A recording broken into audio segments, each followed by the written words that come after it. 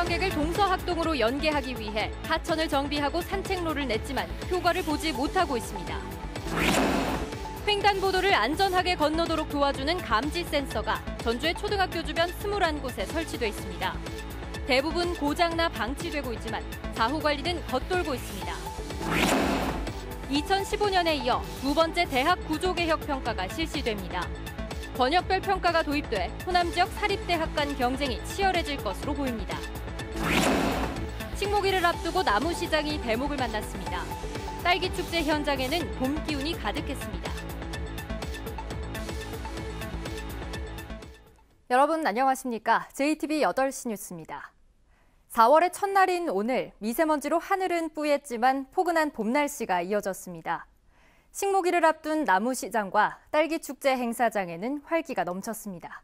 첫 소식 주혜인 기자입니다. 식목일을 앞두고 나무시장이 오전부터 북적입니다.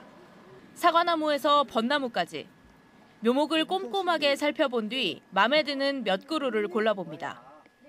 가져온 묘목은 집 앞마당에 정성스럽게 심습니다.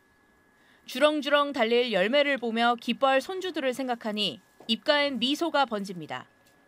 식목일도 다가가고 나무도 심고 손지들도 오면 너무 나무가 자라서 따먹으면 너무 즐거울 것 같아서 오늘 심게 됐어요. 향긋한 딸기 향기로 가득한 축제 현장이 시민들로 북적입니다. 오물오물 아이들의 손과 입은 딸기를 먹느라 정신없이 바쁩니다. 한 입 물면 입안 가득 퍼지는 달콤함에 판매대 앞은 시민들로 장사진을 이뤘습니다.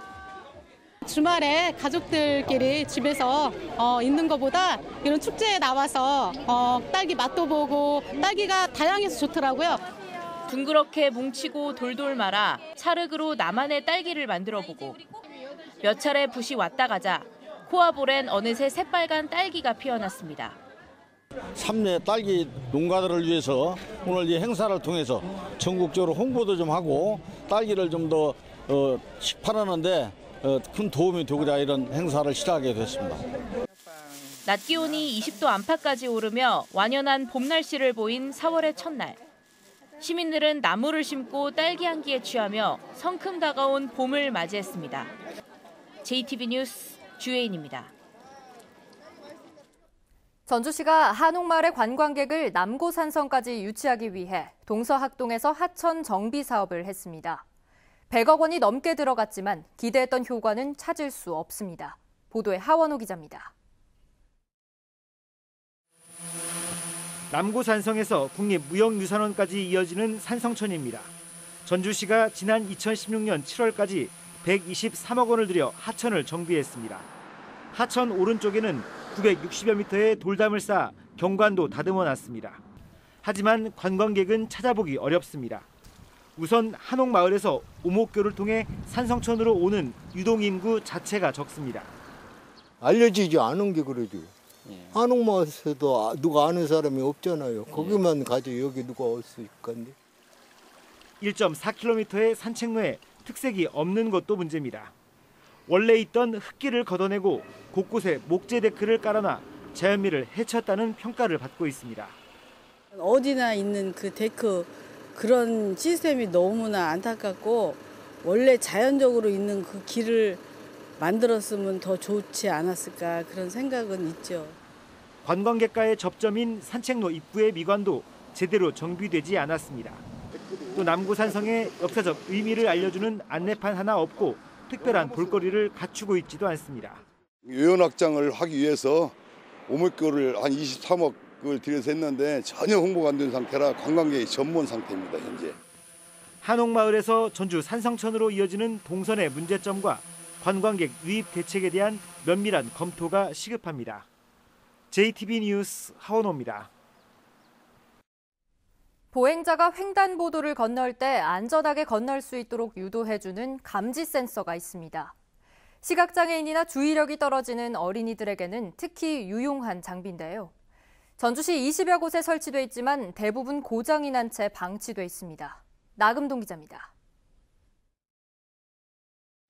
위험하오니 뒤로 물러나주세요. 한 초등학교 앞 횡단보도에 설치된 보행자 감지 센서. 빨간불에 보행자가 차도에 다가서자 물러나라는 안내 음성이 나오고 파란불이 켜지자 좌우를 살펴 건너라고 안내합니다.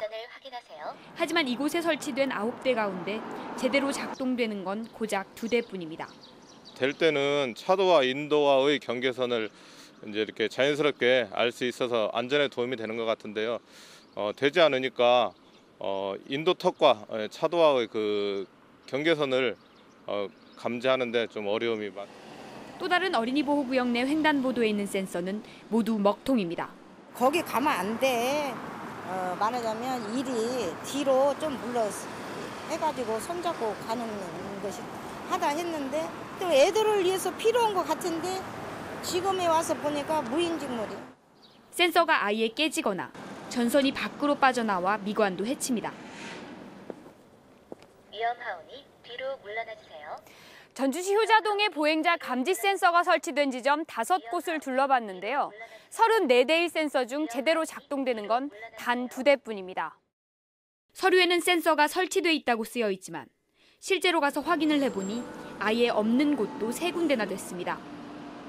전주시가 2011년부터 3년 동안 4,700만 원을 들여 초등학교 주변 21군데에 센서를 설치했지만 벌써 대부분 고장나 방치되고 있습니다. 구청에서는 설치는 하긴 했는데도 자기네들이 관리를 안 한다고 하는 것 같기도 하고. 전주시의 관리 부실에 아까운 세금만 줄줄 새고 있습니다. JTB 뉴스 나금동입니다. 지난 2015년에 이어 올해 2번째 대학 구조개혁 평가가 실시됩니다. 상위 60% 안에 들지 못하면 정원 감축과 재정 지원 불이익을 받게 됩니다. 지역 대학가는 또 비상입니다. 조창현 기자입니다. 지난해 말 교육부는 2주기 대학 구조개혁 평가 계획을 발표했습니다. 번역별 평가를 실시해 상위 50% 대학을 먼저 선정한 뒤 나머지 대학 가운데 전국 상위 10% 대학을 추가 선정한다는 계획입니다. 이렇게 상위 60%에 들어간 대학은 자율 개선 대학으로 지정됩니다. 하지만 나머지 대학은 역량 강화 대학과 재정 지원 제한 대학으로 지정돼 2만여 명의 정원 감축 그리고 재정 지원에서 배제되는 불이익을 받습니다.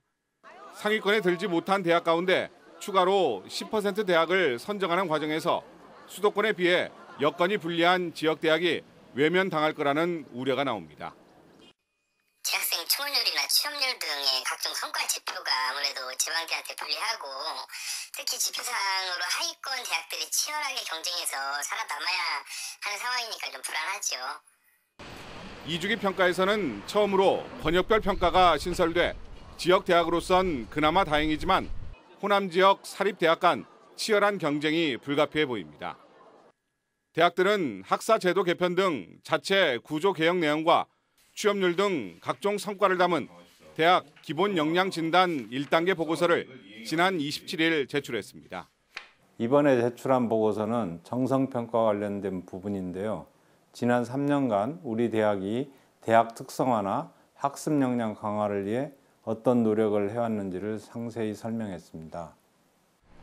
4만 명이 넘는 정원 감축이 이루어졌던 1주기 구조개혁 평가에서 생존을 위해서 몸부림쳤던 지역대학들.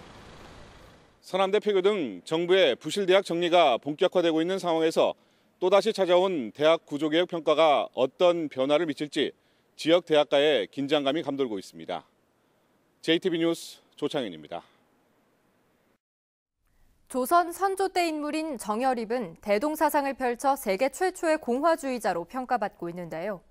전주 출신 조선시대 혁명가인 정여립의 동상 건립이 추진돼 관심을 모으고 있습니다. 정원익 기자입니다. 모든 사람이 평등하고 자유로운 세상을 꿈꾼 정여립. 엄혹한 왕조 시대에 펼친 대동사상으로 세계 최초의 공화주의자라는 새로운 평가를 받고 있습니다. 조선시대 혁명가 정여립을 기리는 동상 건립이 추진됩니다. 지난달 발족한 대동사상 기념사업회는 전주 정여립로에 정여립 동상을 세우기 위한 기금 마련에 나섰습니다. 전국적으로 확대시켜서 먼저 사단법인을 만들고 그리고 홈페이지나 언론이나 또는 여러 가지 인터넷으로 통해서 국민 모금을 하려고 하고 있습니다. 대동사상을 내세운 전주야말로 민주주의의 효시라는 것을 알리고 대동사상을 널리 전파하기 위해서입니다. 사업회 측은 기금이 모이면 공청회와 세미나를 거쳐 동상을 세울 장소를 최종 결정할 계획입니다. 이후에는 대동사상 기념관 건립도 추진하겠다고 밝혔습니다. 우리가 왜 더불어 살아야 하는가, 인간이 왜 더불어 이웃과 살아야 하는가, 그런 것들을 같이 공부하고 그리고 터득할 수 있는 조선의 지식인 천여 명이 한꺼번에 희생된 기축옥사. 그 중심에 서 있던 정여립이 400년의 시간을 뛰어넘어 혁명가로서 재조명되고 있습니다. JTB 뉴스 정원익입니다. 6.13 지방선거를 앞두고 군수와 군의원 예비후보 등록이 시작됐습니다.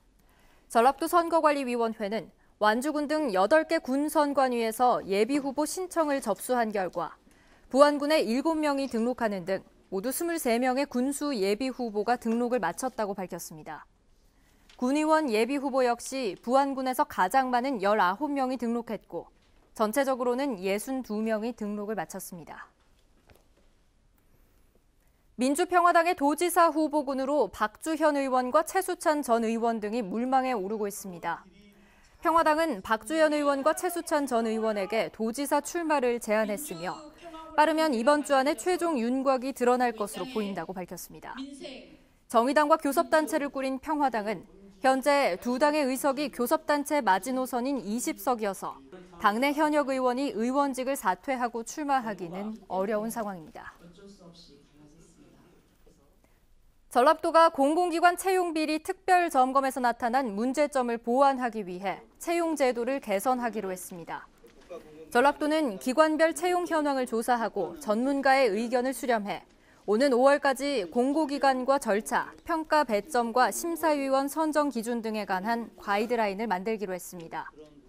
전라도가 정부와 함께 지난해 11월부터 공공기관의 채용 비리를 조사한 결과 36개 기관에서 89건의 의심 사례가 드러났습니다.